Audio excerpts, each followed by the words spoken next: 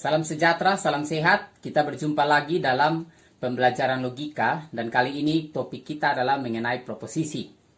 Apa itu proposisi? Kita tahu bahwa proposisi itu ada proposisi standar dan kemudian ada proposisi non standar.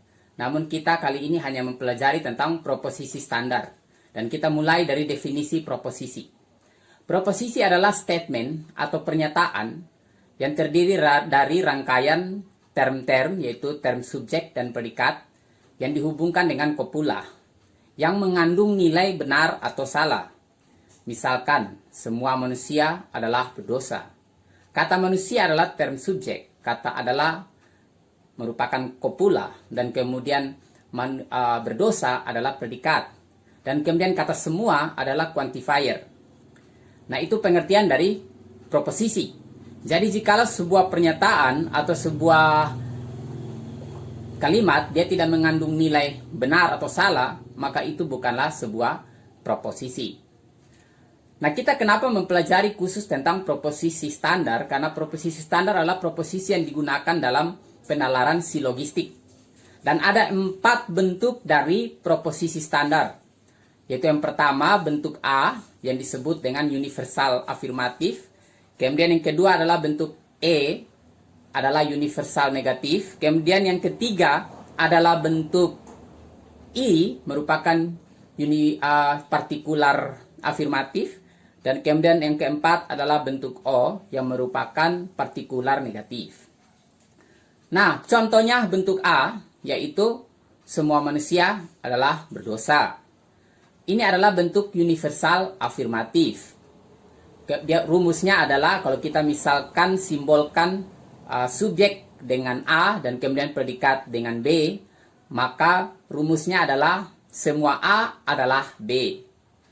Jadi itu universal afirmatif yang dilambangkan atau disimbolkan dengan A. Kemudian yang kedua E. E itu contohnya adalah tidak ada manusia yang adalah berdosa. Nah, itu contoh universal afirmatif. Kemudian universal negatif. Kemudian yang ketiga bentuk I. Bentuk I itu misalkan sebagian manusia adalah berdosa. Nah, itu bentuk partikular afirmatif. Kemudian bentuk O-nya yaitu sebagian manusia tidak berdosa. Itu adalah bentuk partikular negatifnya. Jadi sekali lagi ada 4 bentuk, yaitu bentuk A, universal afirmatif, bentuk E, universal negatif, bentuk I, partikular afirmatif, dan kemudian bentuk O, yaitu partikular negatif.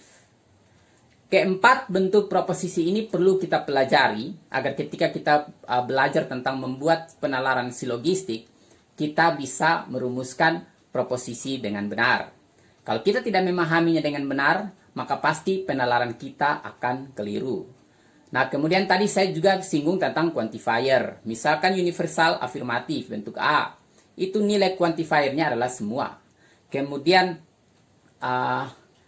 partikular afirmatif, itu nilainya adalah sebagian atau nilainya adalah partikular.